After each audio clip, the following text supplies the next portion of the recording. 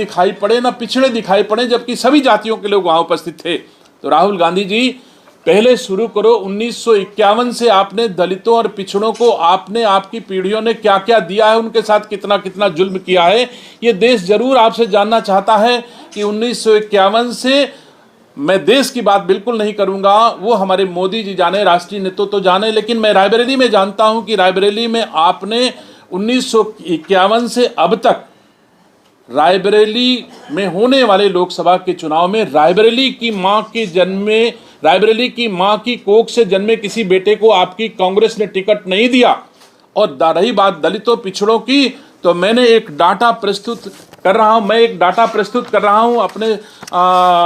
Press के लोगों के माध्यम से, जिसमें 1951 से 2022 तक हुए विधानसभा के चुनाव में कांग्रेस के द्वारा दिए गए विधानसभा के टिकटों की सूची आपके सम्मुख प्रस्तुत कर रहा हूं, जिसमें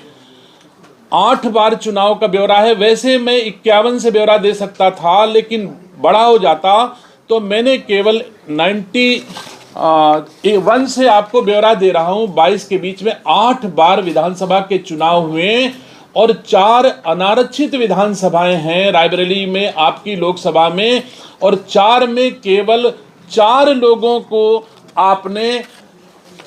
आरक्षित श्रेणी पिछड़ों को केवल टिकट दिया है, एक भी इसमें से किसी दलित को आपने टिकट नहीं दिया है। तो क्या इसके लिए आप देशवासियों से माफी मांगेंगे राहुल जी, कि आपने रायबरेली के लोगों,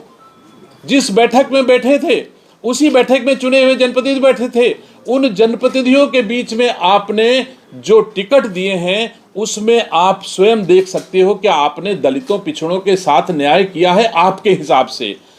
मैं ये भी पूछना चाहता हूं कि चाहे आप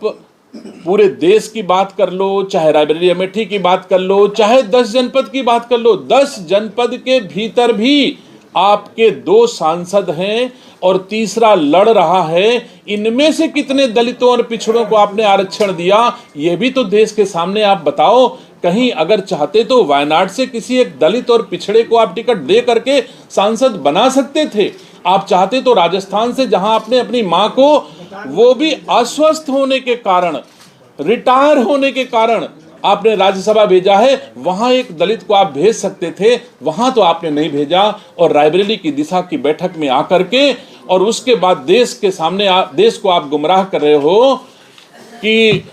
दलितों पिछड़ों का हक नहीं दे रहा। मुझे तो गर्व है कि जिस बैठक में आप गए थे उसमें मोदी जी की सरकार के शासनादेश के अनुरूप 3 लोगों को आरक्षण प्रदत्त किया गया था, लेकिन आपने तो जितना मोदी जी ने किया उतना भी हक दलितों और पिछड़ों को नहीं दिया है। तो सम्मानित साथियों, मुझे दुख होता है इस तरह से कि हमारे देश के